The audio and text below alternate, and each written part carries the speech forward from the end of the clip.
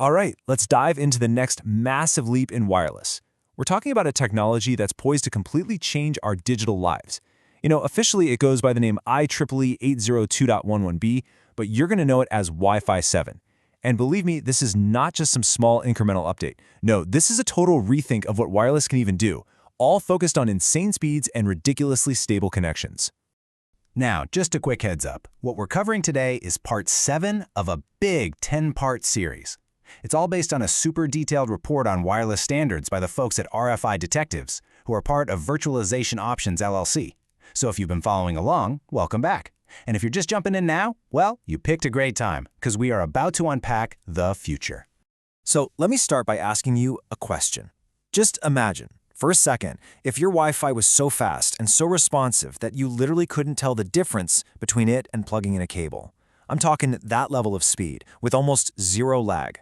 That's not some sci-fi dream. That is the core promise of Wi-Fi 7. So here's our roadmap for this explainer. We'll start with why we even need this new frontier in the first place. Then, we'll break down the 3 pillars that give it such extreme speed. We'll get into the real magic behind something called MLO, talk about what this all means for you in the real world, and then wrap up with how it keeps everything secure. All right, let's kick things off with Section 1, the next frontier. See, Wi-Fi 7 wasn't just created for fun. It was built with a purpose, to handle the kinds of tech that are just starting to show up, things that our current Wi-Fi just can't keep up with. The thing is, our networks today are really starting to strain under the pressure. I mean, think about it. High-resolution virtual and augmented reality, cloud gaming that needs to be perfectly responsive, and even industrial robots that need instant communication. These things are all hitting a wall with today's tech, and Wi-Fi 7 is designed to be the sledgehammer that knocks that wall down. So what's the secret sauce? How does Wi-Fi 7 actually pull this off? Well, it's not just one single trick. It's actually a combination of 3 core innovations that work together to create this massive leap forward. And here they are, the 3 big game changers. First, we've got channels that are way wider. Second, there's a much smarter way of cramming more data into the wireless signal. And third, and this is probably the most revolutionary part, is something called multi-link operation, or MLO for short. Let's break each of these down. First up, channel width. The easiest way to think about this is like a highway. Wi-Fi 6, that was like having a nice, wide 160 megahertz highway. Pretty good, right? Well, Wi-Fi 7 comes along and just doubles it to 320 megahertz. It's that simple. More lanes means more data can flow at the same time, basically doubling the total capacity right off the bat. Okay, so we've doubled the highway. Next, we need to upgrade the delivery trucks. That's where 4096 QAM comes in. If Wi-Fi 6's trucks could carry, say, 10 packages each, Wi-Fi 7's new and improved trucks can carry 12. That's a 20% boost in how much data you can pack in. Now, the only catch is these fancy trucks need a really clear, strong signal, so it works best when you're closer to the router.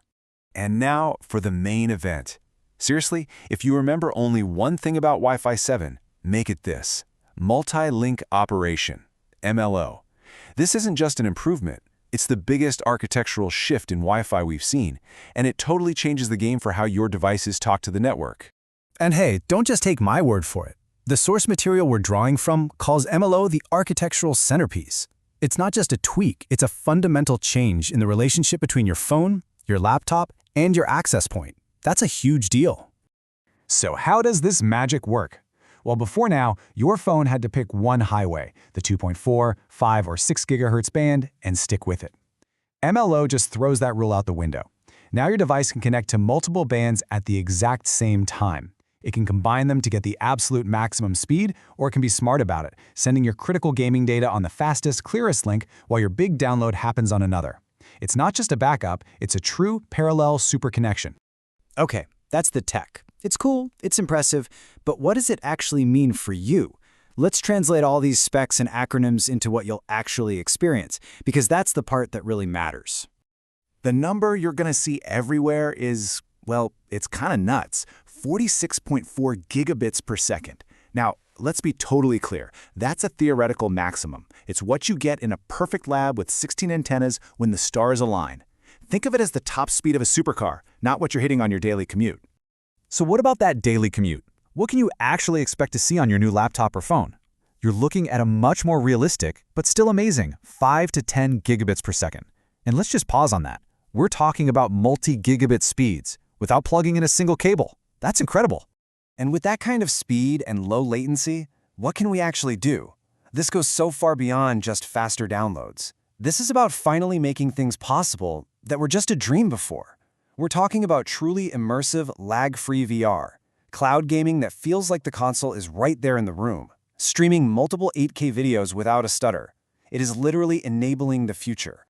Of course, all the speed in the world doesn't mean a thing if your connection isn't locked down and secure. So let's talk about the foundation of trust that Wi-Fi 7 is built on. And here's the really good news. Wi-Fi 7 doesn't mess around with security. It mandates WPA3.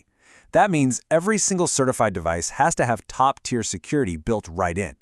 This includes stuff like SAE protection, which basically stops hackers from just trying to guess your password over and over. It also encrypts the background chatter on your network, protecting you from sneaky attacks. So, to leave you with a final thought here, WPA3 is the gold standard for today, but the industry is always looking to what's next. We're on the cusp of the age of quantum computers, which could one day break the encryption we rely on. And that raises a huge question.